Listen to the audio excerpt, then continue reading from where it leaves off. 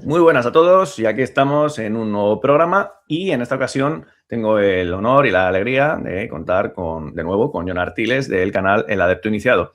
En esta ocasión vamos a tratar de un tema fundamental, pero bueno, antes de de presentar el tema en cuestión, voy a presentar a nuestro invitado. ¿Cómo estás, Jon? ¿Qué tal? ¿Cómo va surfeando?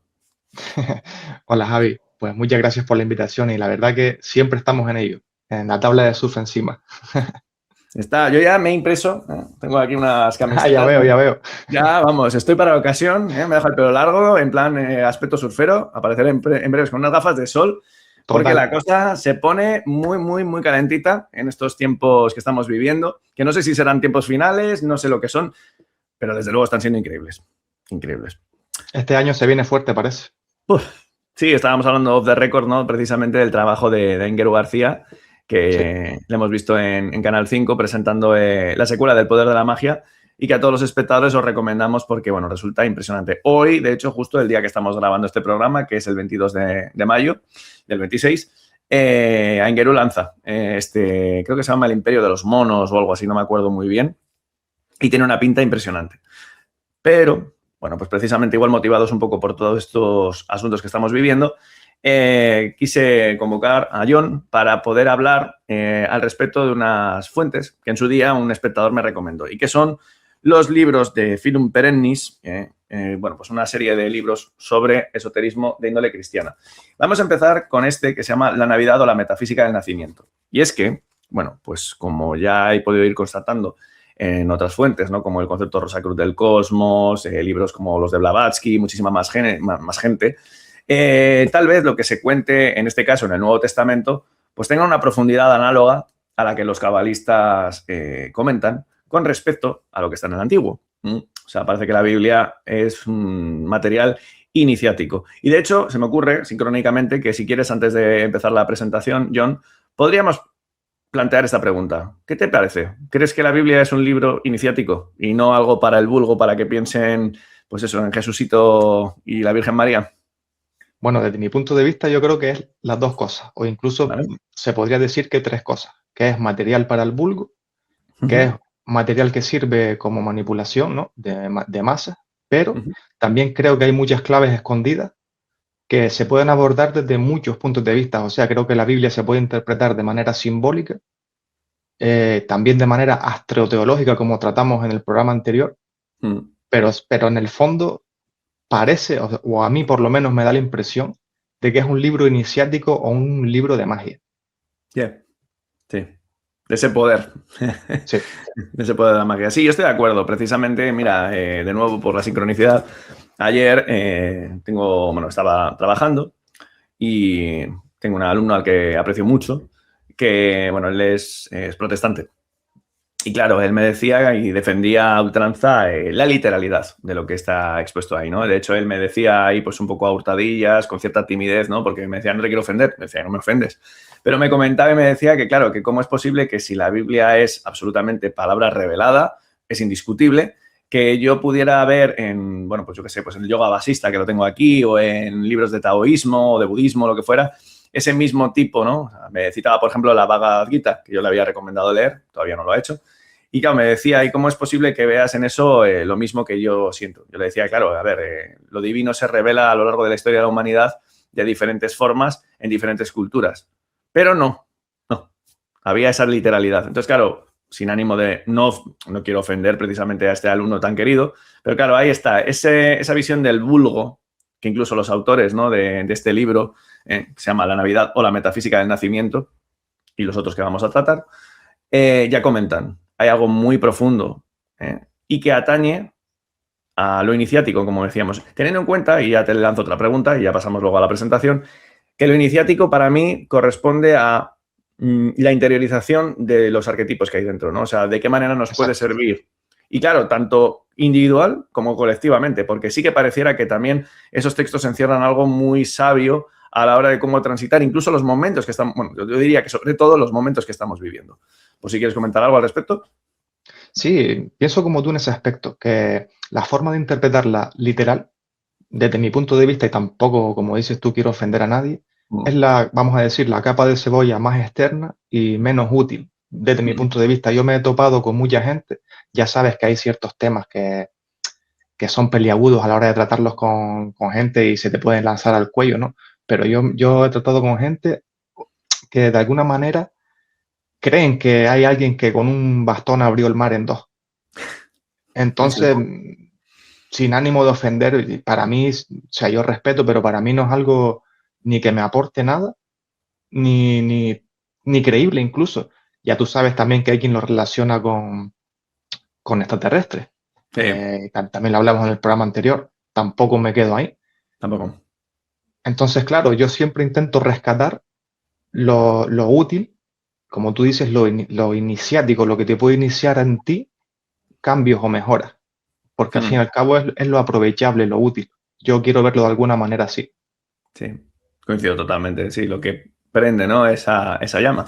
Pues Sí, vamos a hincarle el diente. Parece que la Navidad, ¿no? Y el nacimiento de Jesús esconden muchas cosas. Entonces, bueno, en este libro extraordinario yo lo tengo aquí con, pues eso, algunos post-it textos para rescatar material subrayado. Pero sé que has hecho, pues es una presentación, has preparado un texto precioso que ya he podido leer. así. Así que, pues oye, te pongo en primer plano y, compañero, cuando tú quieras. Venga, le doy. Venga. Bueno, antes de que entremos en el misterio del nacimiento de Jesús, quiero recordar y definir de forma breve, por si alguien no vio el programa anterior, lo que es la astroteología, ¿vale? La astroteología es el estudio del verdadero lenguaje de las religiones antiguas, el lenguaje de las estrellas. Aquí no se trata de horóscopos ni de predecir el futuro, sino de entender que todas las grandes historias sagradas son mapas del cielo.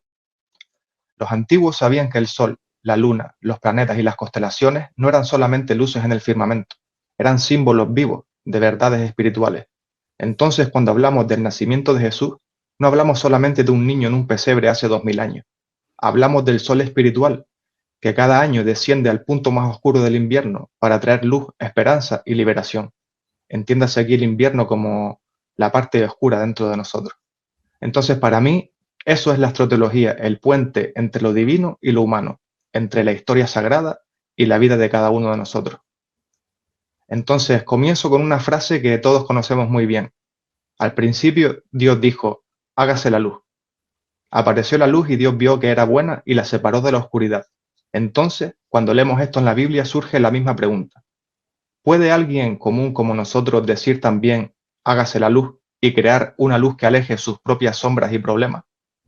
El ser humano forma parte de la creación de Dios y Dios vive dentro de cada uno de nosotros, aunque muchas veces no lo sintamos.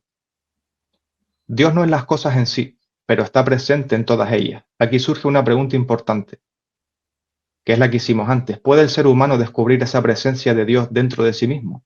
¿Puede encontrar el sentido real de su vida? Para lograrlo, tiene que apartar las sombras que le impiden ver claro. Y cuando se van las sombras, pues es cuando llega la luz. Por eso la pregunta central aquí es, ¿puede el hombre decir hágase la luz en su propia vida? A esto Jesús da una respuesta muy bonita en el Evangelio. Pedid y se os dará, buscad y encontraréis, llamad y se os abrirá. Una frase sin duda muy iniciática, que considero viene a significar que si pedimos con el corazón sincero, la respuesta llega. Llega aunque no la veamos de inmediato, porque Dios actúa fuera del tiempo. Jesús también nos dice, sed perfectos como vuestro Padre Celestial es perfecto. Él hace salir el sol y caer la lluvia tanto para los buenos como para los malos. Dios no hace diferencia, nos invita a todos a crecer. Por eso estamos en este momento, para reflexionar entre todos si el ser humano que desea acercarse a Dios puede encender una luz interior que le traiga verdadera libertad y le haga sentir la eternidad que ya lleva dentro de sí mismo. Jesús, a quien se le llama el Hijo de Dios, vino al mundo precisamente para cumplir la voluntad del Padre. Y esa voluntad es muy clara, liberar al ser humano y unir lo que está separado para que volvamos a estar en armonía con Dios.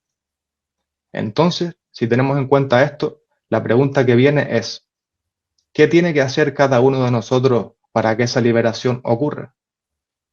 Quizás todo empiece con la invocación de unas palabras sencillas pero poderosas. Hágase la luz. El renacimiento solar es el origen de todas las religiones solares. El ser humano es un microcosmos de ese drama celeste.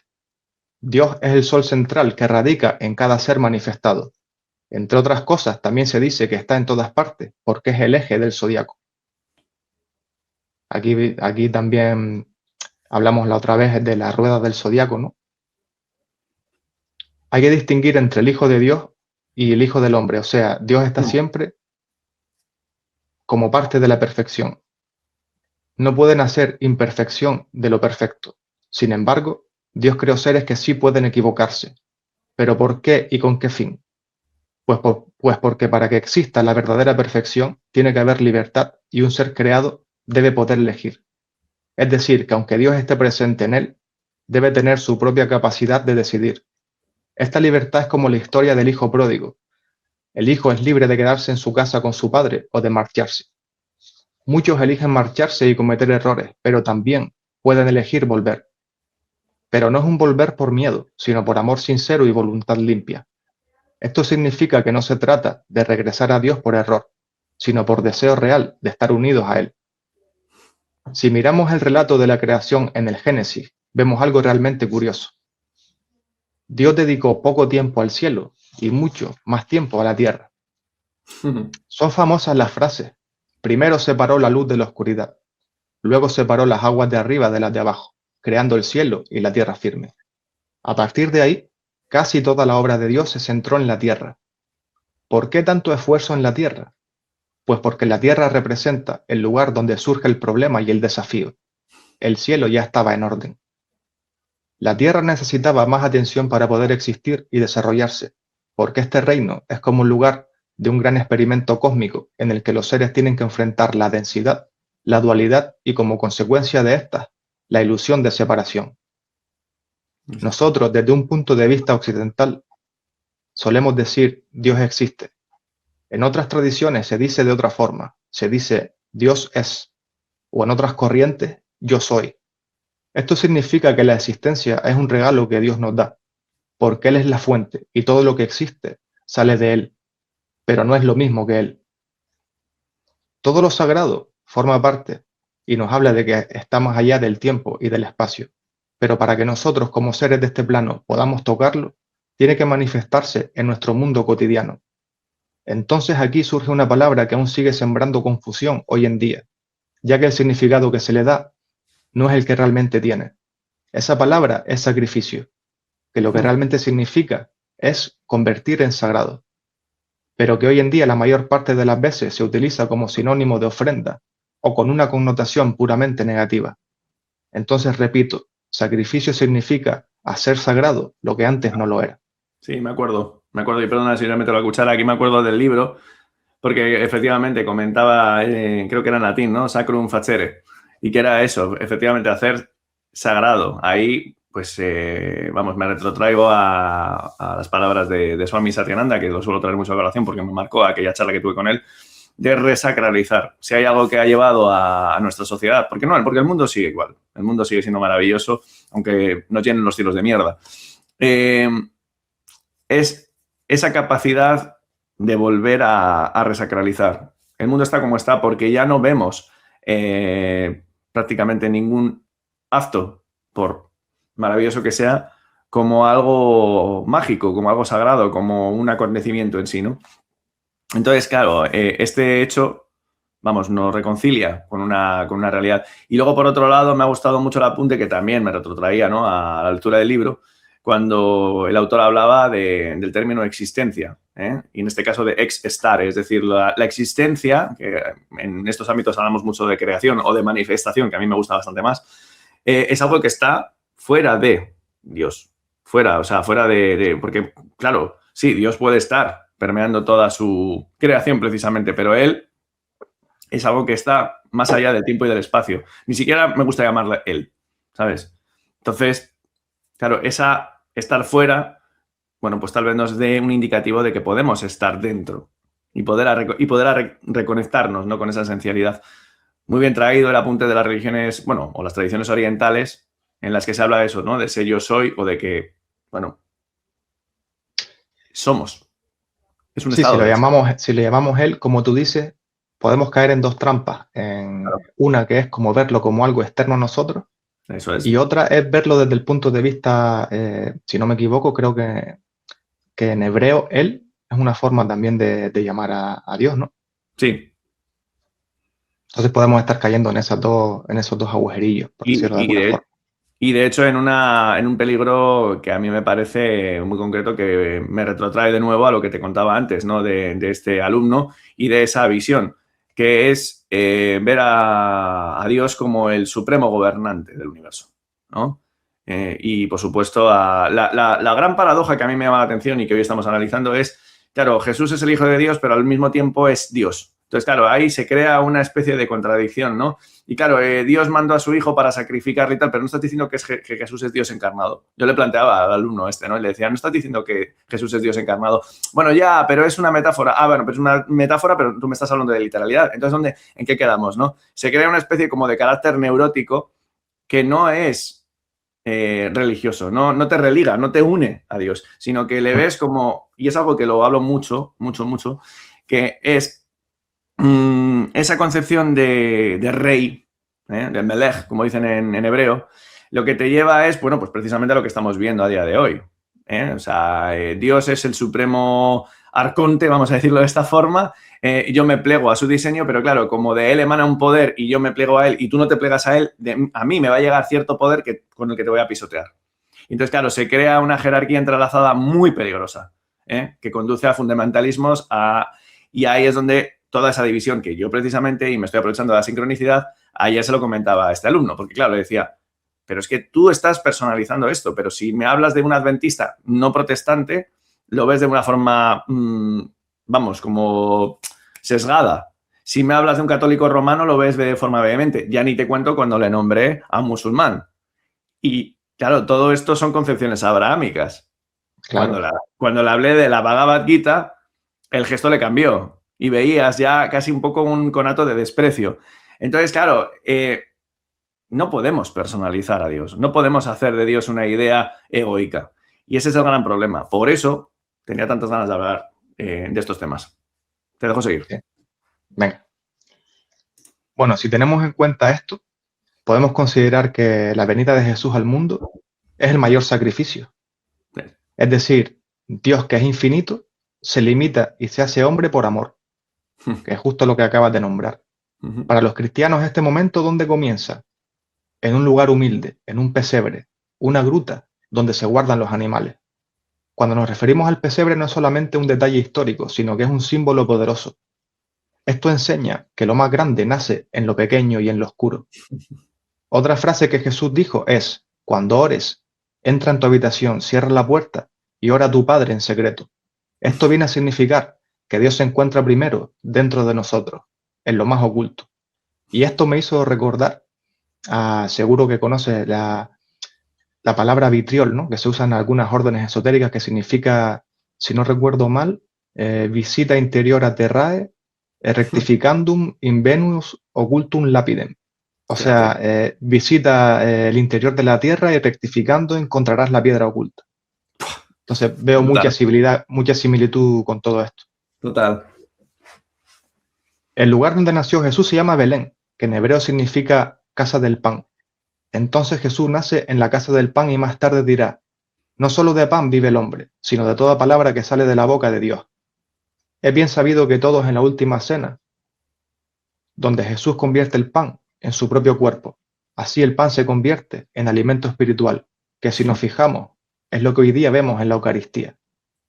Como dijimos en el programa anterior, identificamos a Jesús con el sol y en la Eucaristía pues se levanta la hostia sagrada, que es un círculo, como si fuese el sol, ¿no? Curiosa similitud también, o no tan curiosa. El pesebre desde la astroteología es el solsticio de invierno, hecho símbolo. Es la cueva oscura donde el sol muere tras 3 días y renace el 25 de diciembre. El nacimiento del pesebre nos enseña que la luz más grande nace en la oscuridad más profunda, y creo que de ahí la importancia de la Navidad. No el consumismo y las luces brillantes, que es lo que centra la gente su atención. Además, la constelación de Virgo, la Virgen, se eleva en el horizonte oriental exactamente en el solsticio y da a luz al sol. Por eso Jesús nace de una virgen, es decir, es el sol naciendo de Virgo. El pesebre es el altar donde la piedra, o sea, la piedra sería aquí la materia densa, se transmuta en pan, es decir, la luz solar. lo que nos lleva a una perspectiva claramente también alquímica. Aquí no hablo de una perspectiva meramente histórica, sino que me refiero a que el nacimiento de Jesús no es solamente una historia antigua, sino algo que puede suceder hoy mismo dentro de cada uno de nosotros. Efectivamente. Cada persona que desea acercarse a Dios puede empezar diciendo con el corazón, hágase la luz. Al integrar esto, esa luz nos ayuda a disipar nuestras dudas y miedos y permite descubrir la esencia de Dios que ya vive en nosotros. Y nos guía para cumplir libremente la voluntad del Padre, que es volver a estar unidos a Él. Es como si cada uno de nosotros tuviera que convertirse en un pequeño pesebre interior, donde nazca la luz y el amor de Dios. Desde una perspectiva astroteológica, el pesebre representa el momento del solsticio de invierno, lo que nombraba antes la gruta oscura, donde nace el sol de nuevo. El lugar humilde donde lo divino se encuentra con lo terrenal es el nacimiento en el pesebre, que nos enseña que la luz más grande nace en la oscuridad más profunda, como la constelación de Virgo, que en el solsticio se eleva dando a luz al sol, que es lo que comentaba antes. Antes nombré que en la Eucaristía ese pan se convierte en su cuerpo, que se interpreta como el sol espiritual que se entrega para alimentar a la humanidad. Entonces el pesebre se convierte en el altar cósmico, donde la piedra, o lo que es lo mismo, la materia densa, se transmuta en pan, en luz espiritual. Y Cristo es la máxima expresión del sol espiritual, que emana directamente del principio central y permanece unido a él, aunque brilla dentro de nosotros. Pero ¿qué pasa? Que también se llama Hijo del Hombre, porque nos enseña el camino que cada ser debe recorrer para nacer de nuevo. Claro. Claro. Es que Astroteológicamente, sí, perdona. Sí, no solamente era un comentario. Es que, claro, se suele hablar mucho del Hijo del Hombre en estos días y hay interpretaciones tendenciosas de todo tipo, ¿no? Porque, claro, cuando veáis la llegada del Hijo del Hombre, y claro, se interpreta. Y fíjate, de hecho te diré, igual me estoy equivocando y no hay ningún problema, se me refuta con toda tranquilidad, que se interpreta que la segunda venida de Cristo, o mejor dicho, se interpreta como la segunda venida de Cristo. Recientemente vi un vídeo creo que era del coronel Bala del Rey, que decía que vamos a ser la generación que vea la segunda venida de Cristo. Pero en la Biblia realmente creo que se habla de la llegada del Hijo del Hombre. Y claro, es muy potente porque el Hijo del Hombre, claro, insisto, hay muchas interpretaciones tendenciosas. Algunos hablan del superhombre de Nietzsche, otros hablan de la inteligencia artificial como hija del progreso tecnológico del hombre. Pero ¿y no será que el Hijo del Hombre es lo que tú estás comentando? Y lo que nos ilustra este libro, que es esa transmutación de todo ello. Pregunto, porque para mí al menos, y viéndolo la aceleración distópica que estamos viviendo, no va a haber una llegada, bueno, tal vez una escenificación en los cielos, ya sabemos lo que es ese proyecto del rayo azul, pero no va a haber algo que no pase por el interior de cada uno de nosotros. Y sí, de ahí nazca ese Hijo del Hombre. Sí, yo en esa parte lo veo como tú, aunque ya sabemos que hay varias formas de verlo, incluso los de la estrella, ¿no? Lo interpretan como el anticristo. Sí, total. Bueno, y al revés. Y otros interpretan que el Mesías de los de la estrella es el anticristo. Al final hay anticristos para todos. Sí. Continuamos si quieres. Venga. El Hijo del Hombre es el hombre nuevo, que surge cuando la chispa interior despierta. Eso es. Entonces encontramos el camino o la órbita correcta, la verdad o la alineación con el sol, y la vida o la radiación eterna, y entonces descubrimos al Mesías solar que dormía en la gruta de nuestro corazón. Esto me parece muy bonito. Precioso. En el cielo estrellado y en las tradiciones sagradas encontramos tres fuerzas que guían la evolución. Una es el profeta, que es la voz inspirada, otra el sacerdote, el rito que alinea, y la tercera el rey. No sé si llamarla la armonía cósmica plena, que viene a ser como el sol que rige todo el sistema. El sacerdote enseña el rito que permite al rey y al pueblo conocer esa realidad. O sea que el sacerdote sería como el mediador que alinea los planetas con el sol central. En el pesebre, los tres reyes magos traen los regalos que simbolizan estos tres poderes: oro, poder real y solar; incienso, poder sacerdotal y elevación; y mirra, poder profético y transformación.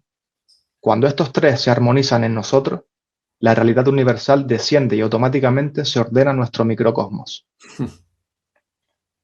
En el cielo y en todas las tradiciones están estas tres fuerzas que nombré: el profeta, el sacerdote y el rey. Desde una perspectiva astroteológica podríamos decir que los tres reyes magos no eran reyes humanos, sino tres estrellas del cinturón de Orión: Mintaka, Alnilam y Alnitak. Esto desde una perspectiva astroteológica, como dije. Claro. Entonces la luz que guiaba a estos tres era Sirio, que es la estrella más brillante del cielo, y que en diciembre apunta directamente al lugar del nacimiento del sol.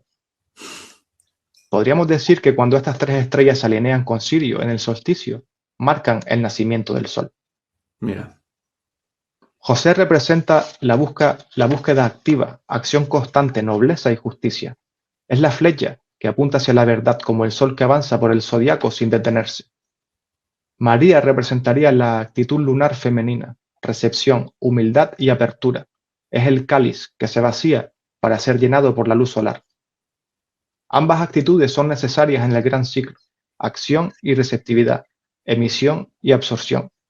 Hay una frase de Eckhart Tolle que dice: todo lo que vacíes de ti, forzosamente Dios lo llena. Es cierto. Como la constelación de Virgo, que en el solsticio da luz al sol, José pide que se haga según tu voluntad. María responde: hágase en mí según tu palabra. Ambas actitudes son necesarias, como dije antes, esto es emisión, recepción, acción y vacío. Sin el vacío total, que simboliza la pobreza de espíritu, el sol no puede llenarnos. El objetivo es convertirnos en lo que ya somos, pero no sabemos, y para ello tenemos que usar como herramienta toda esta simbología. Pero por supuesto, el primer y más preciado requisito que debe estar presente en todo el proceso es, como no, la voluntad. Aquí hago un apunte cuando hablamos de simbología. Vale. Dicho así rápido, igual que una pesa sirve para ejercitar un músculo, la simbología es una herramienta para ejercitar el cerebro. Coincido Aquí, completamente. aquí me gustaría hacer una relación también de todo esto que hemos hablado Vale. con la alquimia, ¿vale? Un apunte muy breve. Muy bien. Y es que, como muchos se han dado cuenta, lo que los antiguos alquimistas llamaban la gran obra no es muy diferente a lo que estamos nombrando aquí. El plomo, la materia densa, la personalidad pesada, representa al ser humano perdido en las aguas inferiores, lejos del sol. El sol, que sería el oro espiritual, la luz divina, que ya está presente, pero oculta. Y el pesebre sería el átanor, el horno alquímico, la gruta oscura, el lugar más bajo donde el fuego secreto debe encenderse. José representaría la fuerza solar masculina, es decir, el azufre, la voluntad activa, la búsqueda incansable. María, la fuerza lunar femenina, el mercurio, la receptividad, el vacío sagrado. Cuando estas dos fuerzas se unen en perfecta armonía, se produce una conjunción que también se conoce como matrimonio alquímico. Todo el proceso visto desde el haya luz del Génesis hasta el nacimiento en Belén lo considero la descripción alquímica del mismo misterio: convertir lo inferior en superior, transformar la oscuridad en luz, o sea, transmutar al ser humano común en un ser solar. Muy potente. Y también vi una autora que se llama Normandie Ellis, que hace como una traducción que no es literal, más bien yo diría que es como una traducción poética, Vale. del libro egipcio de los muertos. Ajá. Fue en 1988 cuando la hizo, pero no conozco su trabajo realmente, ¿vale? Solamente vi como este pequeño párrafo interpretado de forma poética, es muy breve, Vale. y me gustaría leerlo, ¿vale? Claro, claro. Dice: yo soy el nombre de las cosas, soy el sueño que se transforma ante tus ojos, soy mi cuerpo, morada de sangre y aliento, soy un hombre en la tierra y un dios en el cielo. Mientras recorro los desiertos en mi frágil forma, Mientras envejezco, lloro y muero. Vivo siempre como un niño, dentro del cuerpo de la verdad. Un huevo azul que se mece en la tormenta pero jamás se rompe. Duermo en paz en el regazo de mi madre, un niño hipnotizado por la luz del sol sobre el río. Del caos surgió la luz, de la voluntad surgió la vida. Es que es maravilloso. Es maravilloso escuchar ese tipo de cosas, porque lo relacionas con, por ejemplo, hace poco hablando con Paco Vinagre, ¿no? Le citaba el cuento de las arenas de los sufíes. Similar. Te vas a... Antes también te oía hablar de que en la caverna del corazón, ¿no? Es donde se inicia esa chispita con relación al pesebre, y me retrotraía también a los Upanishads, hindúes, que a mí me han marcado muchísimo. Entonces, vas viendo que no importa el ángulo que emplees, al final siempre se trata de que nos miremos por dentro, ¿no? Y que podamos activar todo eso. Y que una vez que nos empecemos a mirar por dentro, pues precisamente vayamos quitando todo ese remanente de autoidentificación y que, bueno, pues de ello devenga una vida plena. Porque todo esto se trata de ello, ¿no? De vivir de una forma plena. Fíjate, estabas comentando todo ello y también, de nuevo, me retrotraía a algo que a mucha gente le va a chocar y que se lo he oído comentar a Eduardo Maidiola. Así es que lo que narra la Torá, el Pentateuco, es una historia de liberación. Una historia de liberación. Y claro, ahí, hombre, uno puede de nuevo dejarse llevar por la interpretación literal o metafórica. Pero ¿cómo dices eso, no? Si Yahvé está pidiendo sacrificios y tal. Pero claro, cuando te vas dando cuenta, y el otro día lo dijo Paola Bobadilla en un programa que hice con ella y con dos amigos, con Sifu y con Ángel, claro, Yahvé no se pronuncia Yahvé, y Yahvé además significa yo soy, o yo estoy siendo el que estoy siendo. Entonces, claro, aquí lanzo una hipótesis en relación a lo que tú estabas comentando, por unificar puntos. Y si lo que dice Madirolas al respecto de la Torá, de que es una historia de liberación, es porque ese Dios bíblico en realidad está hablando de cada uno de nosotros. Y que todo lo que está haciendo es un tema metafórico, y cuando ese Dios, soy celoso, quiero que te cargues a todos los cananeos, o hacerme sacrificios, o si toco el arca, esto es fulminado, está hablando precisamente de susceptibilidad, de celos, de pulsiones psíquicas y tal, y todo ello al final es alquimizado. No lo sé, pero ¿por qué habría de ser diferente a todo lo que hoy estamos comentando? Claro, sin olvidar, y me gustaría saber qué piensas tú también al respecto, Sí. que en el Concilio de Nicea pues se eliminaron, vamos a decir, se modificó la Biblia, se eliminaron muchos libros de ella. Y claro, por una parte tenemos los evangelios gnósticos, que yo ni estoy totalmente de acuerdo ni estoy en contra, pero creo que de ahí hay mucho que rescatar también. Uh-huh. Estoy de acuerdo. Estoy de acuerdo. Me preguntas, ¿no? Sobre Sí. Completamente. O sea, de hecho es una de las cosas que le esgrimía al colega ayer. Me estás diciendo que 66 libros, creo que era la edición Septuaginta de la Biblia, es el canon bíblico y eso es palabra revelada. Ya, ¿y el resto? Todos los apócrifos, todos los gnósticos. ¿Qué pasa con el libro de Enoch, por ejemplo? Por comentar. Porque además luego también es lo que yo le comentaba y lo que aprovecho para comentar a los espectadores y a ti. Vamos a ver. Si estamos hablando de que, por ejemplo, yo qué sé, no me acuerdo ahora el nombre, pero hay una iglesia etíope, no una iglesia como edificio, no, una confesión en Etiopía, que el libro de Enoch es el que más alta estima tienen dentro de lo bíblico. Pero si luego tienes a una Biblia como la del rey Jaime que no lo contiene, es que ese es el punto, ¿no? O sea, ha habido una serie de distorsiones. Sí, el King James y la Reina Valera son las dos que se han modificado muchísimo. Y son las que están. O sea, cuando buscas un apunte en Google para la Biblia y para cualquier versículo, te sale sobre todo esos dos, especialmente el Reina Valera. Y claro, estamos hablando de, que por cierto, por rizar un poco el rizo, hombre, no es casualidad que tenga 66, casualmente ese numerito, 66 libros. Entonces, hay algo que huele a chamusquina, ¿no? Que seguramente, y como yo siempre intento abrir mucho la perspectiva, que seguramente tendrá que ver con ese nacimiento del Hijo del Hombre. O sea, es decir, vamos a velar para que así tengan que revelar dentro de este juego cósmico que vivimos. Sí, ellos no creo que den puntadas sin hilo. No, son parte protagónica de nuestra propia vida. De hecho, fíjate que últimamente me gusta mucho hablar de que ellos y nosotros somos lo mismo. sea, es decir, dentro de este baile vorticial, porque claro, igual que, bueno, el propio corazón, ¿no? En su sístole, diástole y en todo, todos son vórtices dentro de vórtices. El propio sistema, el propio hombre primordial, ¿no? Ese Adán Kadmon, ¿no? Ese Purusha, como humanidad. Él también, esa humanidad también es un vórtice en sí misma, con corrientes energéticas inmensas que son generaciones. Entonces, claro, tiene que haber alguien que encarne un espíritu involutivo para que haya otro que encarne. O sea, ahí tenemos el yin y el yang, ¿no? Entonces, claro, ellos se encargan de hacer algo que a nosotros nos lleva a hacer, pues, para empezar este programa. Si no, no lo estaríamos haciendo. Estaríamos tomándonos un daiquiri, ¿sabes? Sí. Me parece imperativo.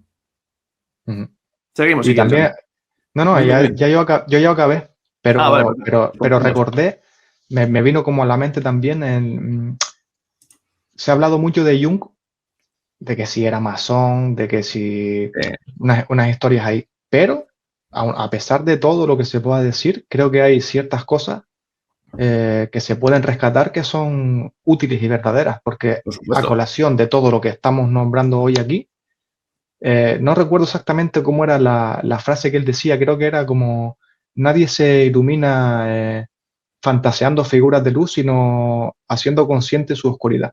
Creo que era algo así. Entonces, creo que está muy relacionado también desde el punto de vista de la psicología con todo lo que estamos tratando hoy. Es que acabas de abrir un melón interesante y me encanta que después de la presentación que has hecho, que por cierto, maravillosa, o sea, podamos abrir estas vías. Es que, claro, hay que tener presente que en unos ámbitos iniciáticos como los que vivíamos en siglos anteriores, claro, el caudal simbólico era el que servía precisamente para poder profundizar en la búsqueda interior que cada ser humano tiene, ¿sabes? Sí. Otra cosa es que ya se puede plantear un debate por qué era para iniciados y no para el vulgo. Bueno, ahí ya se nos abren otras vías. Pero la realidad es que es esa. Y claro, aquí te voy a plantear algo que si quieres lo podemos comentar, y es que solemos interpretar todo ese caudal simbólico tan profundo desde nuestro materialismo obcecado moderno.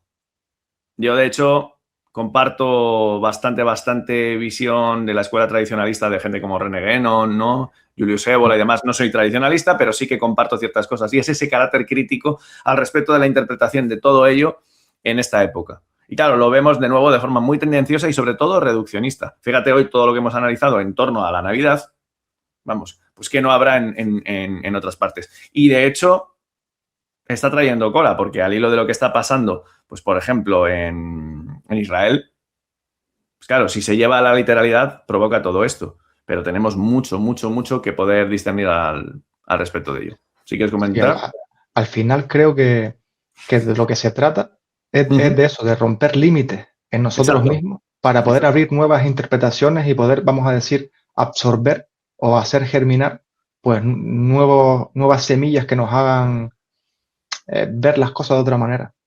Sí, totalmente de acuerdo. Si no, estamos cayendo en una trampa también.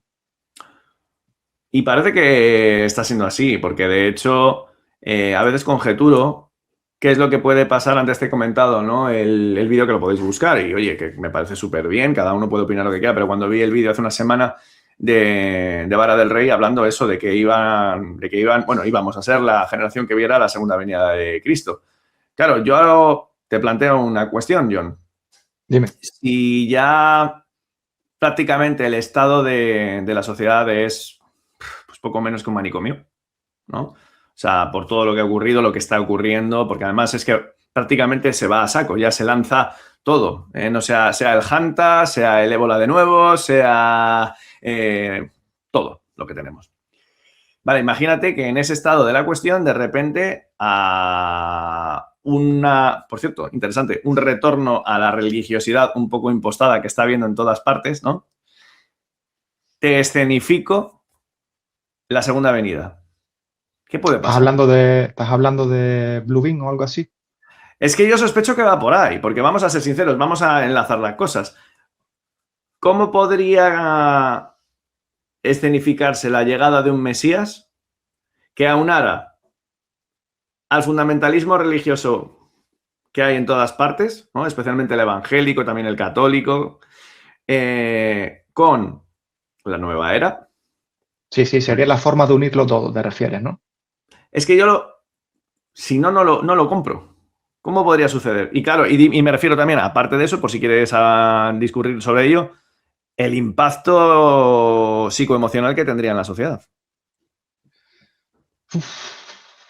De alguna forma, pienso que la mayoría de la gente se lo tragaría, ¿vale? Sí.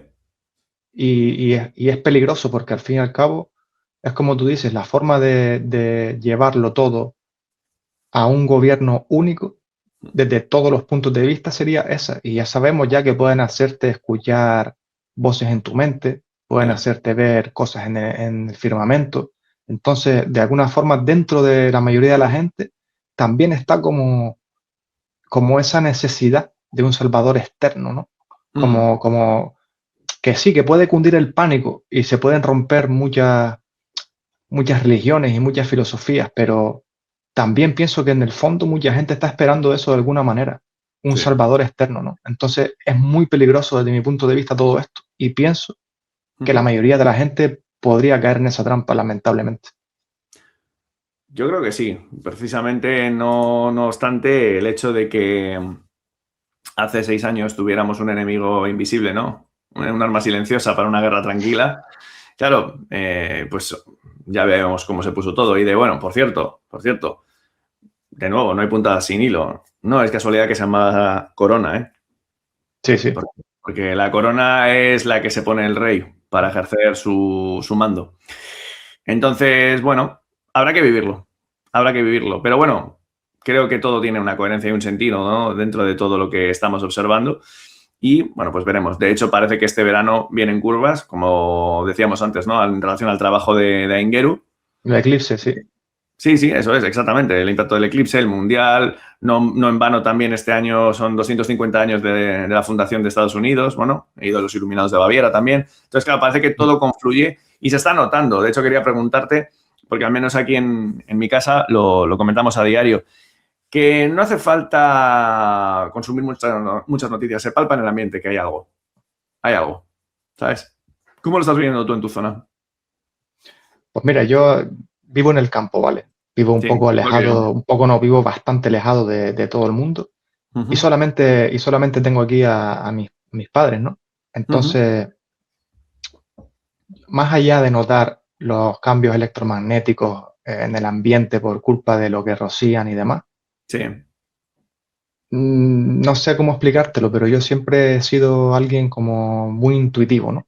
vale. Como que puedo percibir cosas y a veces no sé ni siquiera cómo explicarlo. Mm, Tengo la sensación de que algo está por venir, sí. pero no Sí. sabría concretártelo, no sabría decirte exactamente qué es lo que es. Sí es Ujú. cierto que en base a todo lo que tú comentas, parece que se unen muchas cosas juntas este año. Y si no, pienso yo que si no revienta por un lado, revienta por el otro. Yo lo veo un poco así, pero no sé afinar concretamente la puntería para decirte justo esto es lo que va a suceder. Bueno, pero lo compro. Sí, sí es cierto que se empieza a ver cómo se va, después de la disolución, ¿no? Se empieza a coagular. Se Hay como empieza a una, coagular. una densidad, como una pesadez, noto yo, sobre todo cuando duermo y cuando me despierto, es cuando más lo noto. Y noto como una pesadez.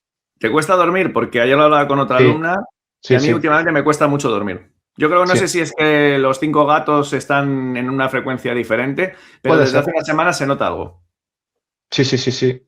Ahí coincido totalmente, ¿eh? E Claro. incluso estoy teniendo también, o sea, lo poco que duermo o lo Mm, poco que descanso, porque se me hace intermitente estas mm. últimas semanas, estoy teniendo sueños como un poco locos, ¿vale? No Coincido. quiero ahora decir ninguna locura por aquí, pero cosas un poquito locas, sí. Sí, sí. A mí me está pasando también, ¿eh? Me está pasando que también tengo a nivel onírico ciertas, pues bueno, secuencialidades y luego en mi vida personal lo estoy viviendo. Ya te lo decía antes fuera de grabación que bueno, en mi ámbito personal, bueno, pues hay no curvas, pero digamos que tenemos que hacer varios ajustes, ¿no? Entonces, claro, me imagino y, vamos, a los espectadores ya les animo a que puedan comentar también esto, ¿no? Porque a fin de cuentas, estos programas que hacemos no solamente son meramente divulgativos, sino también de un compartir en el que también ellos nos puedan brindar sus visiones. Y yo creo que es evidente. O sea, pues precisamente estamos, pues, a finales de mayo ya, se va viniendo ya ese verano y parece que es un verano en el que, como bien dice Engeru, pues todo va confluyendo. Habrá que vivir. Yo no invito con estas reflexiones al miedo en absoluto, todo lo contrario, a muchísima serenidad y aceptar que, oye, que aquí estamos viviendo y que si estamos aquí es por algo. Si precisamente todo lo que hemos compartido en este programa ha sido, pues eso, dar más herramientas para que veamos que estamos viviendo en un, pues bueno, aunque suene un poco New Age, pero un poco en un universo mágico, si se quiere, ¿no? Y que ese reencuentro con la magia es lo que más yo creo que nos puede ayudar en estos momentos. La magia es usada por algunos, pero también puede ser usada por nosotros precisamente para reivindicar nuestra verdadera esencialidad. No me parece para nada que sea un pensamiento New Age. O sea, para mí sí que vivimos en un reino totalmente mágico. Y no me refiero a mágico con que alguien lance bolas de fuego con las manos ni nada de eso, sino a nivel de energías y frecuencias y fractalidades. Y es que para explicarlo sería tan difícil, ¿no? Pero sí creo que vivimos en un reino totalmente mágico y que hay ciertos parámetros y ciertas directrices dentro de la realidad que las mal llamadas élites pueden utilizar mejor que nosotros porque quizás tienen más conocimiento sobre ello. Ay, amigo. Ay, amigo. Ahí está. Pero claro, precisamente por eso creo que tanto tú como yo en nuestros respectivos canales hacemos ese llamamiento a un conocimiento bien enfocado. Vamos a olvidarnos todo, porque de hecho, mira, y perdona, ahora ya vamos cerrando si quieres, pero precisamente esto lo voy a comentar contigo porque lo he dicho más a más compañeros. ¿No te parecería pensar que todo lo que estamos viviendo con toda esta locura, ¿no? Por ejemplo, el hedonismo de las redes sociales, los cielos, los bichos voladores y toda la secuencia de lo que vemos, ¿no? Son anzuelos que se lanzan en pos de todo lo posible, pero no mires dentro de ti. No te reencuentres, porque en este momento se abre vamos a decirlo así, un umbral, una ventana de oportunidad para que te des cuenta de quién eres en realidad. Porque al menos a mí me parece que todo va en esa dirección, en un dividir, pero no por hacer un divide et impera. No, un dividir para que así no trasciendas literalmente tu propia mortalidad. Sí y no. O sea, ¿Vale? mi pensamiento, mi forma de verlo es que esta mal llamada élite, o vamos a decir mejor estos parásitos, creo yo que nunca hacen las cosas con una sola intención. Creo que siempre las cosas que hacen tienen mínimo dos intenciones. Sí. Entonces, una de ellas sí es la que dices tú, que es tenernos siempre distraídos mirando hacia una cosa, preocupándonos por varias cosas diferentes. Pero sí creo que hay otra, aparte, que es también manipularnos energéticamente. Aparte de que si nos fijamos bien, a veces el ritmo tan rápido de las cosas que suceden, cuando está sucediendo vamos a decir, la quinta cosa, no te acuerdas de la primera. Es verdad.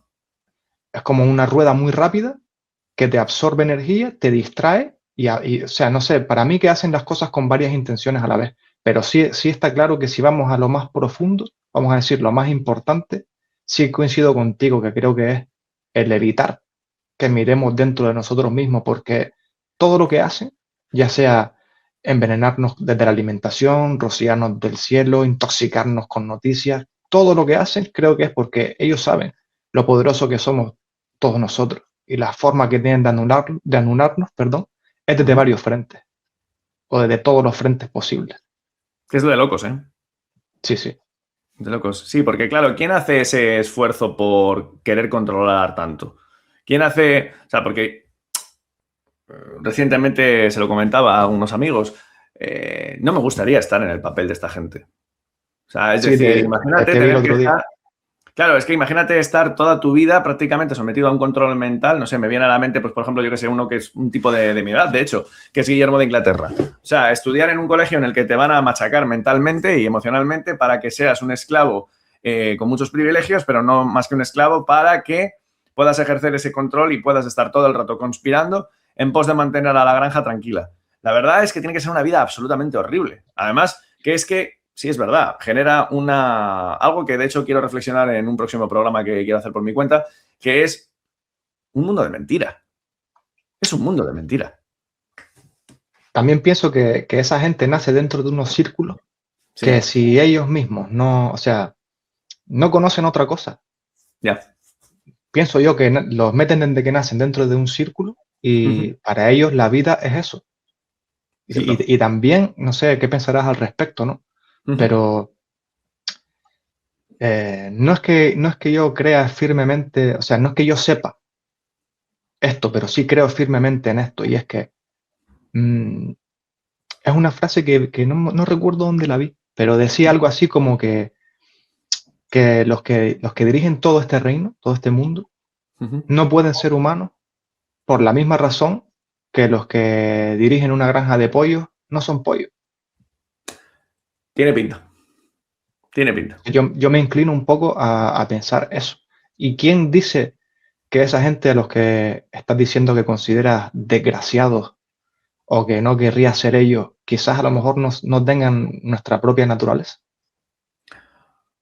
Te escuchaba y me venía a la mente la imagen de They Live, de Ellos Viven, la película, ¿no? Cuando el protagonista se pone las gafas y de repente ve a una especie como de zombie Hmm. alienígena, no sé, algo raro.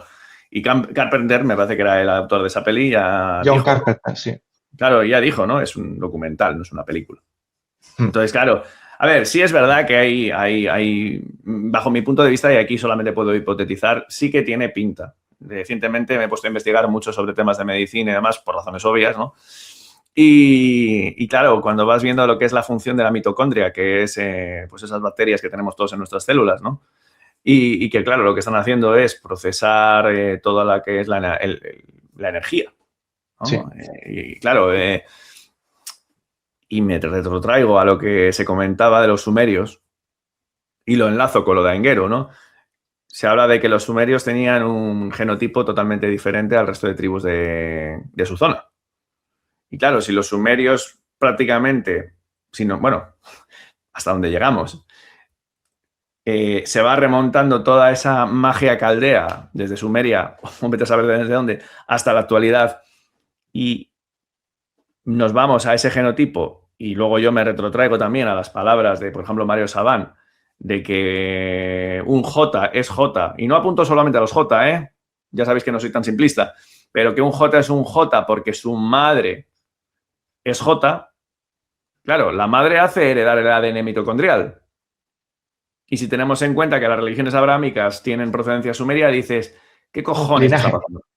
Exacto. ¿Qué coño está pasando aquí? Claro, entonces, ¿no será que hay? Porque claro, cuando vas viendo la visión que hay yo qué sé, me viene a la mente, por ejemplo, ya nos hemos ido un poco de tema, pero encantado, que aquí se trata de tener un tema como una excusa para luego poder charlar. A lo que decía alguien tan infame como Menahem Snerson, ¿no? El rebe de Lubavitch, de que si nos Hmm. atenemos a ese Adán Kadmon, y eso me lo confirmó Paola, en ese hombre primordial hay diferentes procedencias celulares, vamos a decirlo así, a nivel de alma. Y no será que lo que decía el Rebe era, nosotros procedemos de esferas superiores. Claro, esfera superior no significa que eso seas mejor, sino que tienes otro tipo de percepción de la realidad. Entonces, Sí, claro, sí, aquí sí. podemos especular. Uf, es que aquí, claro, sería meternos en terrenos muy complejos, ¿no? Especulativo.